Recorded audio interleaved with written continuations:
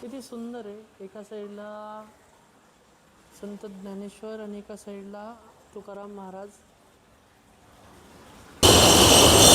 खळगे झाले तयार पाण्यानं नदीच्या आतमध्ये. बघू शकता तुम्ही खळगे.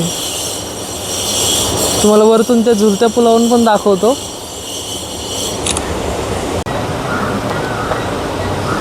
तर तुम्ही खालच्या साईडनं आपण खाली होतो तिथल्या त्या झाडाच्या पलीकडं, तर तिकडून आपण पाहत होतो हे जे खळगे बनलेत ते.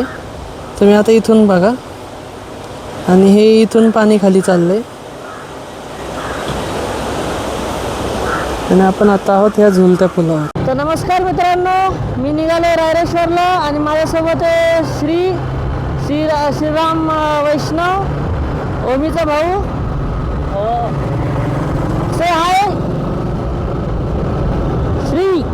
से हाय. Hello future viewers.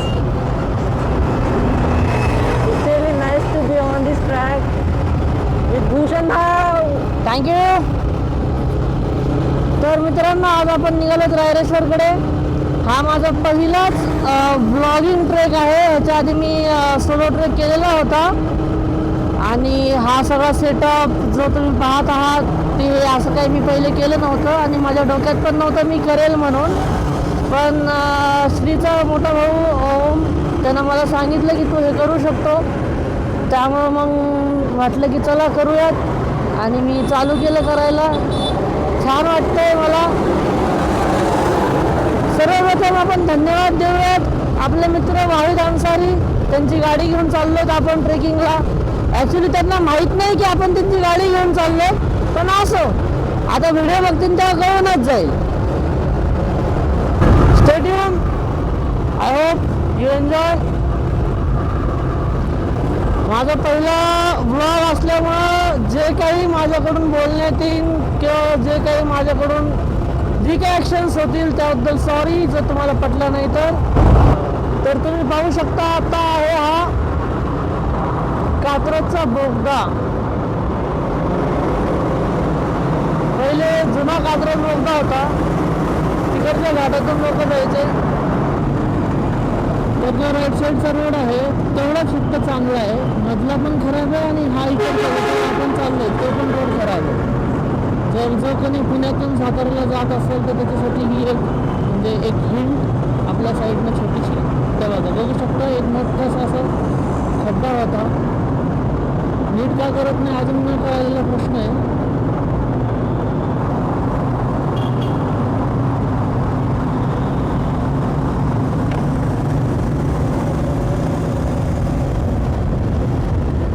तर मित्रांनो, आपण टनल क्रॉस केलेला आहे आणि आपण आलो आहोत आत्ता शिंदेवाडी एरियामध्ये, जिथं आपली इंडस्ट्री पण आहे. आज जसं मी तुम्हाला सांगितलं की मी 2-3 दिवस झाले फोन लावून गाडी चालवायचा प्रयत्न करतो हेल्मेटला, कारण की एवढ्या मोठ्या लांबच्या प्रवासामध्ये जर पहिल्या दिवशीच मी असं फोन वगैरे लावून जर चालायला लागलो तर तुम्हाला नवीन होतं ना. तर त्याच्या आधी मी प्रॅक्टिस केली 2-3 दिवस. इंडस्ट्रीला घेऊन जायचं फोन वगैरे, फोन चालवायला, फोन लावायचं हेल्मेटला. मग आज चांगलीच ट्रॅफिक आहे. सध्याही लोक निघाले महाबळेश्वर त्या साईडलाच मोस्टली. आपण लेट झालो. तसं आमचा प्लॅन होता की सकाळचा सनराईज बघायचा गडावरच, पण पॉसिबल नाही झाला तो.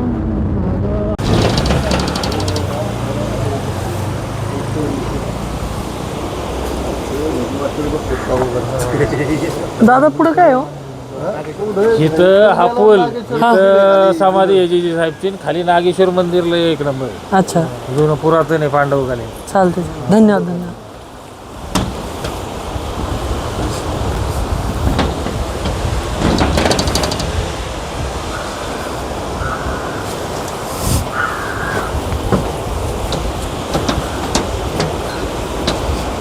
इकडे बघू शकता सिनारी. हो,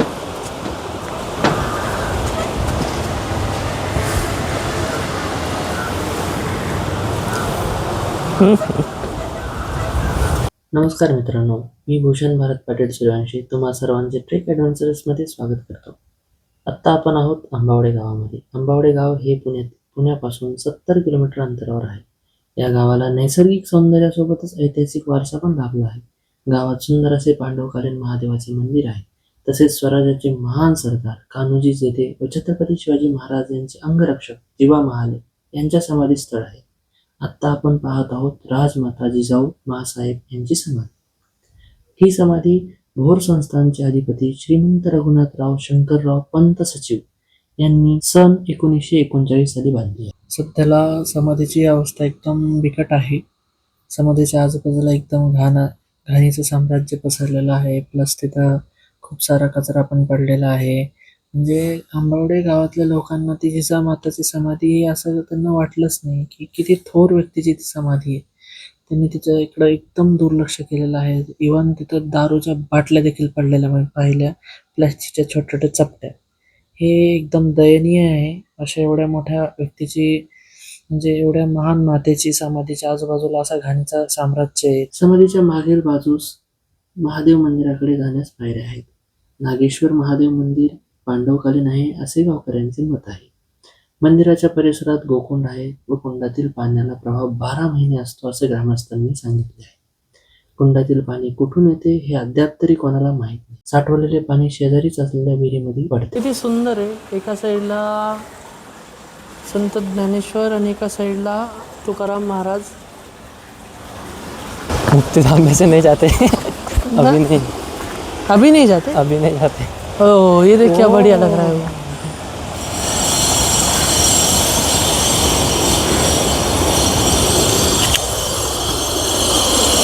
आज तुम्हाला दिसतंय नाही दिसत मला माहित नाही, पण हे दिसताना खूप भारी दिसतंय.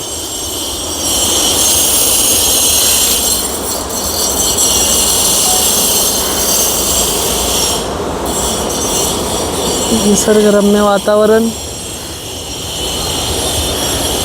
इथं मंदिराच्या जीर्णोद्धाराचं काम चाललंय. हे राहिलं ते मंदिर ज्याच्यात आता आपण जाऊन आलो.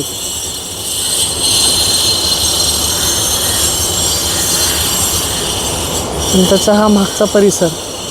तर तिकडं मागं बस गेली, त्याच रोडनं आपण इकडं आलो. खळगे झाले तयार पाण्यानं नदीच्या आतमध्ये. बघू शकता तुम्ही खळगे. तुम्हाला वरतून त्या झुलत्या पुलावरून पण दाखवतो.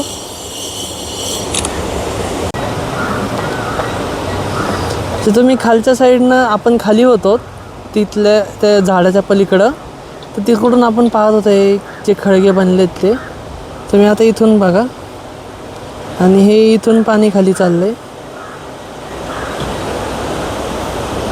आणि आपण आता आहोत ह्या झुलत्या पुलावर.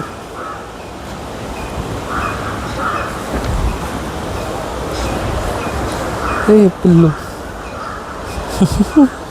चल रे.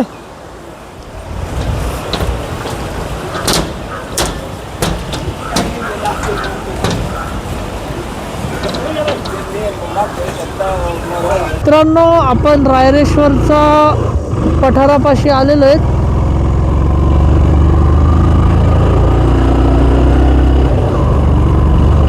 पाहू शकता पुढं रायरेश्वरचा पठार. लोक चढतायत गडावर.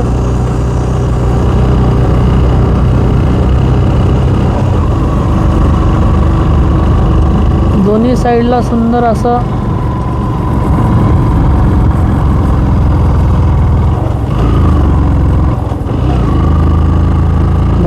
गाडी चालवणार.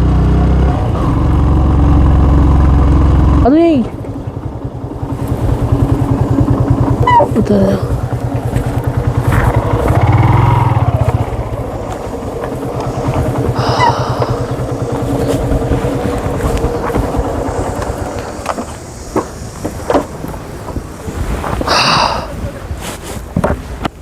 समोरचा तो पण एक गड आहे आणि पलीकडे पण एक गड आहे.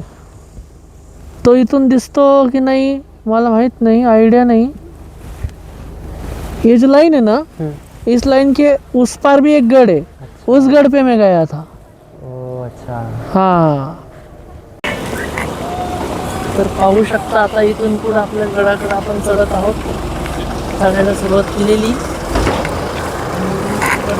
दिसतंय जिना वगैरे सगळं व्यवस्थित दिलेलं आहे.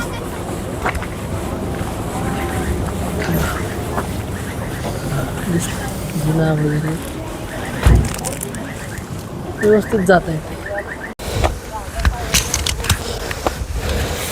अशा पायऱ्या दिलेल्या आहेत मस्तपैकी वरती चढायला सिमेंटच्या. फक्त पायऱ्या चढत चढत वरती जायचंय बस.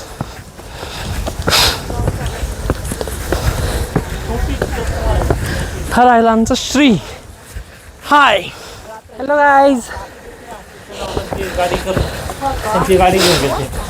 आणि इथून तुम्ही नजारा पाहू शकता.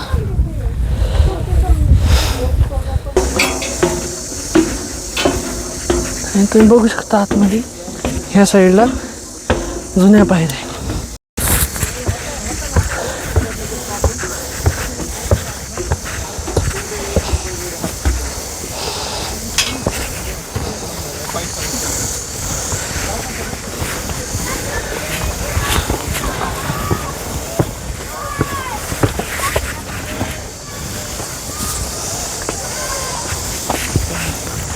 धन्यवाद.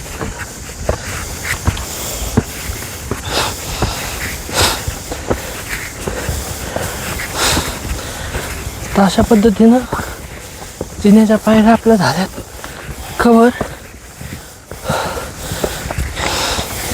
काही नाही होत जिम करून इथे यावं लागतंय. का मित्रांनो कसे आहेत? बरे. कुठून आलात? देवगाव. देऊगाव. अरे बापरे. आम्ही पुण्याहून कात्रज. हो. कोणती शाळा? SPM अरे वा. निगडी तिकडे. संत तुकाराम. काय शाळेची ट्रिप आहे काय? नाही संघाचे. संघाची? राष्ट्रीय स्वयंसेवक संघ अरे वा. छानच. देवनगर. छानच. भेटून छान वाटलं. कसा वाटतं? गड फिरला? नाही आता आलोय. अजून लोक खाली आहेत. हा का? खाली जातात तिथं वर. अच्छा. ठीक आहे. चालते. फिरा. गड चढून तो का? फोटो घेऊ देतात. हा. अच्छा. आमचा टाका व्हिडिओ. नक्कीच तुमचा पण तुम्ही पण सगळेजण थांबा, एक फोटो काढतो. या चला. या. ना पॉप्युलर ट्रॅक आहे. ट्रॅकर व्हिडिओ युट्यूब चॅनल चालवतो.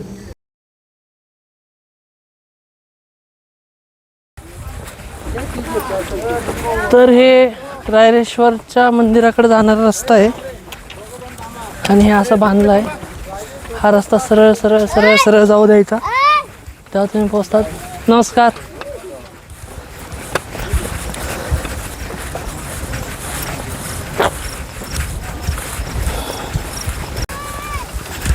पाहू शकतात जनता जस्ट आली.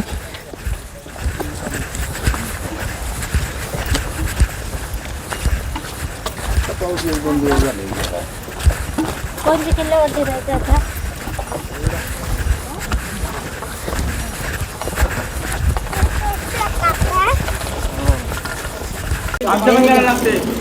नमस्कार मित्रांनो, मी आहे रायरेश्वरला आणि आमच्यासोबत ही मंडळी आहेत.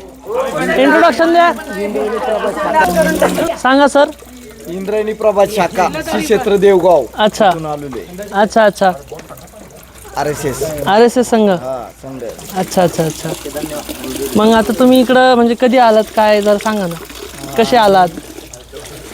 आता आम्ही बस आलोय. हा. जण आहोत आम्ही. अच्छा. पहिले किल्ल्यावरती गेलो तिकडे आणि रायरेश्वरला आता आलोय. अच्छा. तिकडे कोणता किल्ला केला? केंजळगड केला का? अच्छा. तो कसा होता? त्याच्यावर खूप ट्रेकिंगला मस्त आहे. जास्त चढा लागतं, पायऱ्या वगैरे नाही तिकडे. पायऱ्या नाही आहेत? अच्छा. ट्रेकिंगचं आहे, पूर्ण ट्रेकिंगचं आहे. अच्छा. वरती देवीचं मंदिर आहे छान. हा. गेलंच पाहिजे सर्वांनी तिथं आल्यानंतर. ओके. आणि अच्छा. आणि सकाळी पुण्यातून आम्ही 5:30 वाजता निघालो होतो. 5:30 वाजता. खाली आम्ही भोरमध्ये नाश्ता केला. हा. नाश्ता करून डायरेक्ट इथं आलो पुन्हा. अच्छा. सर्वजण बिस्किट बरोबर आहे. दोन आमच्यावर दोघं आहेत, त्यांना थोडासा का वाटतोय अच्छा त्यामुळे मी slow हळूहळू चालवलो आहे. अच्छा अच्छा अच्छा अच्छा वर चुन्याचा घाणा आहे जो की किल्ला बनवण्यासाठी जो सिमेंट नसायचं ते. हा हा ते चुन्यापासून ते सिमेंट चुन्या, हा, केलेलं आहे. बरोबर. ते चुन्याचे घाणे वर आहेत इकडून वरती केळजाई तिकडं तिकडच्या गडाला गडावर. अच्छा अच्छा अच्छा ध्वज आता एक लावलाय त्यांनी. हा आम्ही प्रार्थना घेतली आमचं हा सूत वगैरे घेऊन नंतर इकडे आलो. अरे वा तुम्ही इथं पहिल्यांदा आलायत का तुम्ही ह्याच्या आधी पण आलेला आहेत त्याच्या आधी पण आलेलो आहे. अच्छा ही तुमची कितवी वेळ आहे अरे वा आणि तुम्ही असे किती गड केलेले आहेत तसे असे आमचे 40-50 किल्ले झालेले. अरे वा आणि तुम्ही महिन्याला असं किती वेळा जातात महिन्याला नाही जात पण असे 4-5 महिन्यातून आमचे ट्रेक चालू असतात. अच्छा चालते चालते धन्यवाद तुम्हाला भेटून खूप आनंद झाला जय श्रीराम जय श्रीराम जय श्रीराम जय श्रीराम जय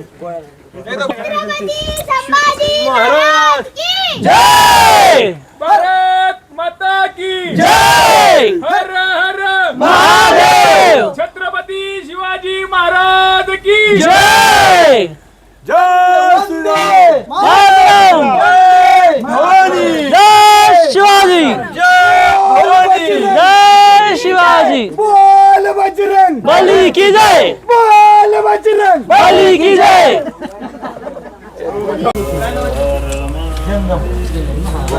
लागले घरी एवढं काय करते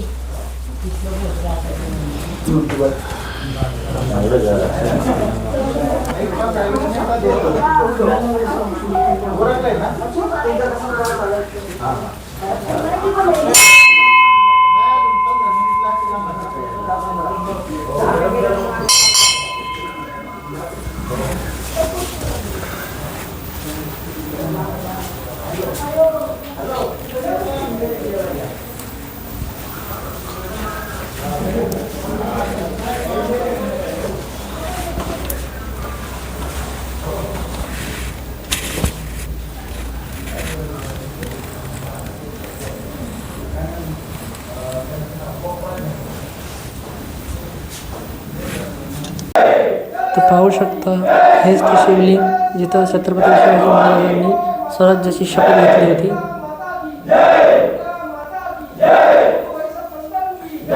नमस्कार मित्रांनो तर आपण आलोय सध्या रायरेश्वर गडावर जिथं आपल्या स्वराज्याचा जन्म झालेला आहे जिथं आपल्या छत्रपती शिवाजी महाराजांनी रक्ताचा अभिषेक घातला होता इकडं महादेवाला शपथ घेतली होती त्यांनी तुम्ही पाहू शकता इथं त्यांचं छान असा पुतळा उभा केलेला आहे तर माझ्यासोबत आज आहे श्री हॅलो हॅलो गाईस.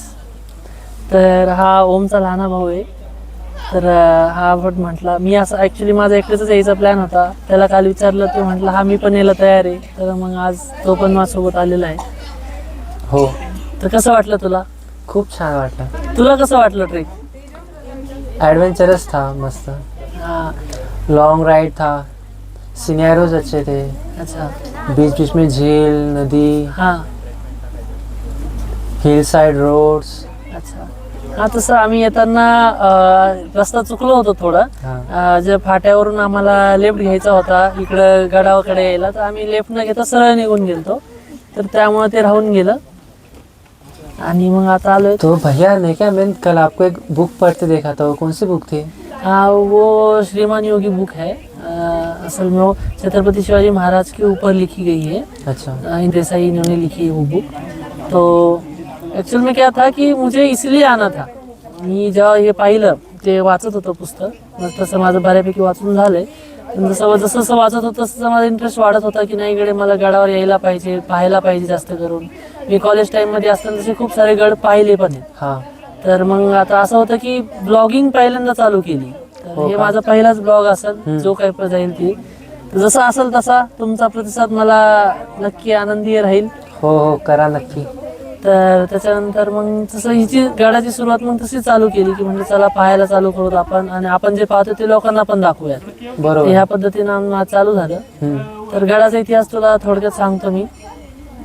जेव्हा 15 एप्रिल 1645 रोजी राजे इथं आलते त्यांच्या काही सहकारी मावळ्यांसोबत त्यांनी इथं येऊन शपथ घेतली की आपण जे काही इथून पुढे करणार आहोत ते सगळ्यांनी एकत्र राहून करायचं आणि आपल्या मातीसाठी लढायचं, ना की आपण कोणा दुसऱ्या शाहीसाठी लढायचं. कारण की त्यांची जी शपथ घेण्याच्या पहिल्याचा जो काही काळ होता त्यामध्ये कसं होतं की बरेचसे सरदार होते, तेव्हा पण पाटीलकी होती, सावकारकी होती, अशा बऱ्याचशा गोष्टी होत्या आणि बरेच मोठ्या मोठ्या सरदारांकडे त्यांची एक स्वतंत्र फौज होती. तर मग त्या फौजा काय करायच्या, त्यांना आता किती नाही म्हणजे त्या फौजा मेंटेन करावा लागायच्या, त्याचा खर्च असायचा, ते कोणत्या तरी शाहीला जाऊन मदत करायची. मग त्यांच्या जे काही पुढच्या गोष्टी असतील तर त्याच्यामध्ये ते मदत करायची, त्यातून जर मानधन भेटायचं त्याच्यातून त्यांचा पुढचा उदरनिर्वाह होत होता. त्यांची शेती वगैरे पण असायची.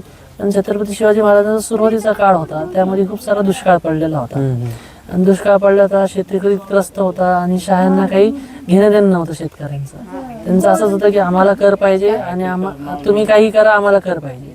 तर मग त्या ह्याच्यामध्ये खूप साऱ्या शेतकऱ्यांच्या आत्महत्या व्हायच्या. त्यामध्येच मग शिवाजी राजांना ते देखवलं नाही, पाहवलं नाही. मग त्यांनी असं ठरवलं की नाही गडे, किती काही झालं तरी आपल्याला हे पुढं कुठं ना कुठं हे बंद केलं पाहिजे. तो मैंने सुना था कि शिवाजी महाराज ने अकेले ने नहीं ली थी शपथ, साथ में कौन कौन था फिर? तर त्यांच्यासोबत होते येसाजी कंक, त्यानंतर तानाजी मालुसरे, दादाजी नरसप्रभू, चिमाजी, असे त्यांचे सहकारी ज्यांचे नाव आता सध्याला म्हणजे मोस्टली हायलाइटेड आहेत. तर ते तेवढे मला माहिती, तर ते तेवढे आहेत तिथं. आणि त्याच्यानंतर मग बाकीचे सरदार मावळे जे काही छोटे मोठे होते कारण त्यांचे सवंगडी होते. ह्याची सुरुवात अशी झाली की जेव्हा त्यांचा इकडं वाडा होता, सध्याचा खेड शिवापूर, त्यांचा एक वाडा आहे जो की ते उन्हाळ्याचे जेव्हा उन्हाळा चालू व्हायचा तेव्हा ते इकडे यायचे राहायला. मग इथले जे गावातले मंडळी होते त्यांना त्यांनी गोळा केलं. त्यांना गोळा करून मग त्यांनी असंच तिथंच त्यांच्यासोबत ट्रेनिंग वगैरे चालायची. दादोजी कोंडदेव त्यांना ट्रेनिंग द्यायचे. मग त्यामुळं दादोजी कोंडदेवांना थोडीशी शंका आली की हे सगळे जे एकत्र होत आहेत ते का होत आहे. त्यांनी एकदा ही शंका राजमाता जिजाबाईंना पण सांगितली होती. पण राजमाता जिजाबाई म्हटल्या की आपले राजे आहेतच एवढे मन मिळावू, सगळ्या जनतेसोबत मिसळतात, तर ते त्यामुळे ते तेवढे मावळे गोळा झाले असतील. तेव्हा मग त्या दादोजींकडे एवढं काही ठोस प्रूफ नव्हता की राजे काहीतरी करणार आहेत म्हणून.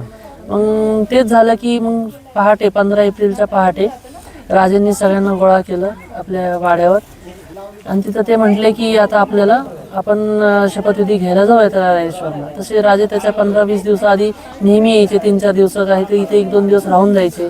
तर त्या जो काळ होता त्या काळामध्ये त्यांना सगळा गड कळाला होता, काय कशी शिबंदी, काय नाही, किती मावळे आहेत, शत्रू पक्षाचे काय, सगळं त्यांना कळालं होतं.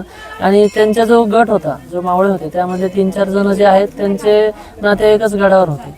त्यामुळे त्यांना पण बऱ्यापैकी नॉलेज होतं की गड कसा आहे कसा. शपथ नंतर काय झालं, किती दिवसानंतर त्यांनी?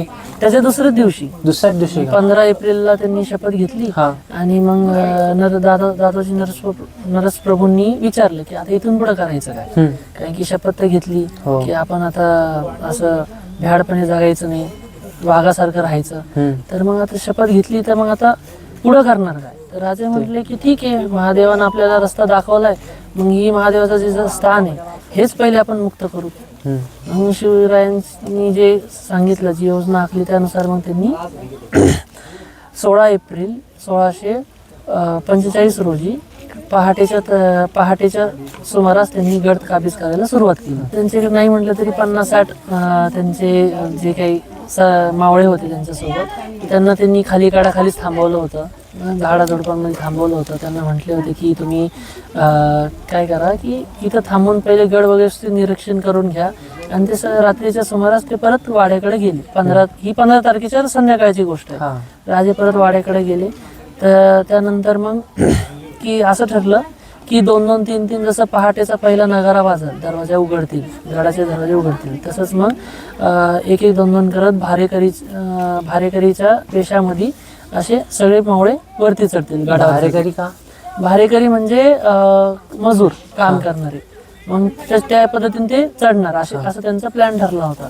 म्हणजे जो मेन काय छोटा मोठा प्लॅन असेल तो. मग त्यांचं असं चाललं होतं. त्यामुळे काय झालं, हळूहळू की त्यांनी असं ठरवलं, असे चालले होते. मग एक पहारेकऱ्याला ते जाणवलं की हे नॉर्मल नाही आहेत, जे चाललंय ते असे खूपच चाललेत, बरेच जण चाललेत. मग त्यामुळे त्यांनी असं ठरवलं की एकाला विचारायचं. त्यांनी एकाला विचारलं की बाबा रे कसं काय कुठं निघालास? मग ते म्हणलं भाडेकरी इथं कामाला आलोय. आणि त्यावेळेस खरंच गड्याची डागडुजीचं काम चाललं होतं. मग त्यामुळे काय झालं की त्यांनी ठरवलं की नाही गडे आपण त्याच वेशभूषेमध्ये आत शिरायचं. असे त्यांना पहारेकरांना कळायच्या आधी 100-150 मावळे ऑलरेडी गडाच्या आतमध्ये शिरले होते. आणि ठरलं असं होतं की ज्या पण काही चौक्या वगैरे जे काय असेल त्या चौक्यामध्ये आपण मस्तपैकी पहिले गोळा व्हायचं. जे काही असेल शिपाई वगैरे जे काही मावळे वगैरे असेल त्यांच्याकडे आपण गोळा व्हायचं, त्याच्या आजूबाजूला थांबायचं चौक्याच्या आजूबाजूला. आणि मग एकदा तिथं झालं की एक साथ सगळ्यांनी मिळून हल्ला करायचा. एक जे काय त्यांचं जे शंखनाद वगैरे जे काय असेल जे काय त्यांचे ठरलेलं असेल की एकमेकांना इशारे करायचे. मग त्यामुळे त्यांचं जो जे काय असेल त्या हिशोबाने त्यांनी करायचं ठरवलं, हल्ला करायचा ठरवला. पण त्यामध्ये काय झालं की जो आता एवढे 100-200 मावळे तर त्यांचे शस्त्र पण लागतील वाड्यावर शस्त्र मग कसे?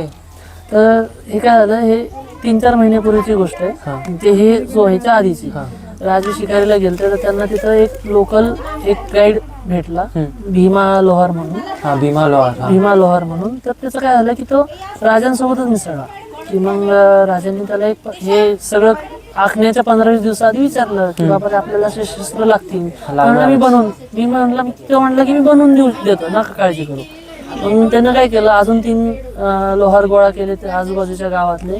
आणि त्यांनी रात्रंदिवस मेहनत करून एवढे 100-200 तलवारी झाल्या, त्यानंतर भाले झाले, हे सगळं त्यांनी बनवलं. 200? हा. मग तेवढं त्यांनी बनवून रेडी केलं. आणि मग आदल्या दिवशी म्हणजे 15 तारखेला जेव्हा राजे इकडे गेले वाड्यावर परत गेले तेव्हा भीमानं म्हणजे मागणी घातली की विनंती केली मला पण उद्या तुमच्यासोबत यायचंय. मी वचनच मागितलं. राजे म्हटले अरे उलट चांगलंय तू येतोयस तर. म्हणजे तुला शस्त्र चालवता येतं का? तर म्हटलं की नाही मी फक्त बनवत नाही, मला चालवता पण येतात, मला पण यायचं. मग ठीक आहे म्हटले. मग राजे खुश झाले. राजांनी त्याच्या म्हणजे ज्यानं काही शस्त्र वगैरे बनवले तर त्याचा मोबदला म्हणून राजांनी हातातलं सोन्याचं कड काढून त्याच्या हातात दिलं. आणि ते म्हटले हे विक आणि ह्याच्यातून तुमचं जे काही झालाय खर्च तो भरून काढ. तो एवढा भारावला आणि तो म्हटला की राजे मी ही काही कळे विकणार नाही, माझ्यासाठी देवान दिलेलं कळे तर ते मी माझ्या देवघरात ठेवन असं म्हटला. आणि मग पहाट झाली तसे राजे तिकडून आले, गडाच्या पायथ्याशी आले. त्यानंतर इथं हळूहळू एक एक करून वरती गडावरती चाललेच होते. मग शेवटी खाली मग मॅक्स 50-1 मावळे राहिले असते. मग त्यामध्ये भीमाला राजे म्हटले जा वरती आता. भीमा म्हटला मग ठीक आहे राजे मी निघतो. भीमांसोबत 5-6 मावळे सोबत घेतले आणि निघाला तो पण वरती. पण जसा भीमा गडाच्या दरवाजापाशी आला त्याला पकडला.